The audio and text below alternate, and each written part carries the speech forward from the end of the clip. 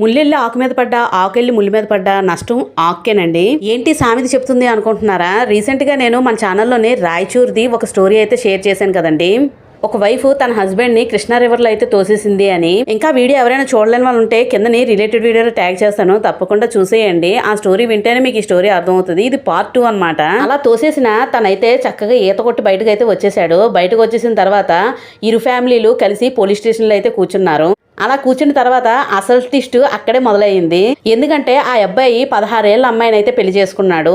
అబ్బాయికి వచ్చేసి 24 ఏళ్ళు. ఆ అబ్బాయి వయసు కరెక్ట్ గా ఉన్న అమ్మాయి వయసు మాత్రం మేజర్ అవ్వకుండానే చేసేసుకున్నాడు. చిన్నపిల్ల అవడం వల్ల తను ఏం చేసిందో తనకే అర్థం అవ్వలేదని చెప్పేసి బాలల హక్కు చట్టం అయితే తన మీద అయితే కేసు పెట్టింది.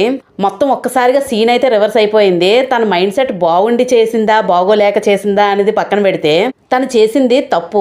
చిన్నపిల్లైనా పెద్దవాళ్ళైనా చిన్నపిల్లలకి కూడా జ్ఞానం అనేది ఉంటుంది కదా. ఎంత 16 ఏళ్ళ వయసు అయితే మాత్రాన తను కూడా ఎదిగింది కదా. అంటే తను కావాలనే చేసింది, అంటే తనకి ఇష్టం లేని పెళ్లి అనేది అనుకోవాలి. అబ్బాయిలు ఒక విషయం గుర్తుపెట్టుకోండి, అసలు చిన్నపిల్లల్ని ఎందుకు పెళ్లి చేసుకోవడం, అసలు పెళ్లి చేసుకొని మీరే ఇప్పుడు ఇబ్బందుల్లో పడుతున్నారు. అలాంటి చిన్న అమ్మాయిని పెళ్లి చేసుకొని ఆ అబ్బాయి అయితే ఇలాంటి ఇరకాటంలో అయితే పడ్డాడు.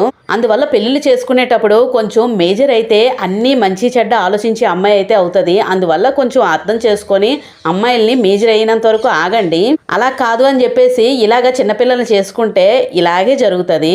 చిన్నపిల్లలు అవడం వల్ల వాళ్ళకి కరెక్ట్గా కేసు అనేది కరెక్ట్గా పడిపోయింది. అనుకున్నదొక్కటి అయినది ఇంకోటి అన్నట్టుగా అసలు అతను ఏమనుకున్నాడో ఏంటో గాని అసలు పెళ్లి చేసుకునేటప్పుడు ఆ మాత్రం తెలియలేకపోయిందా వయసు గురించి.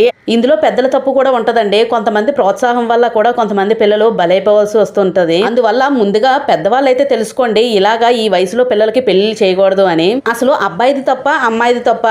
ఒక విధంగా చెప్పాలంటే నీటిలో తోసేసినందుకు అమ్మాయిది తప్పు ఉన్నది, అలాగే 16 ఏళ్ళ అమ్మాయిని పెళ్లి చేసుకున్నందుకు అబ్బాయిది కూడా చాలా తప్పు ఉన్నది.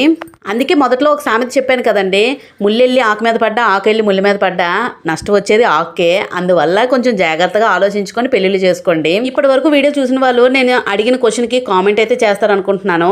ఇందులోని అమ్మాయిది తప్ప అబ్బాయిది తప్ప అని మీరు ఏమనుకుంటున్నారు, మీ ఒపీనియన్ అయితే కామెంట్ సెక్షన్లో పెట్టండి. దీని ఫుల్ స్టోరీ అయితే నేను రిలేటెడ్ వీడియోలో ట్యాగ్ చేస్తాను, తప్పకుండా వాచ్ చేసేయండి.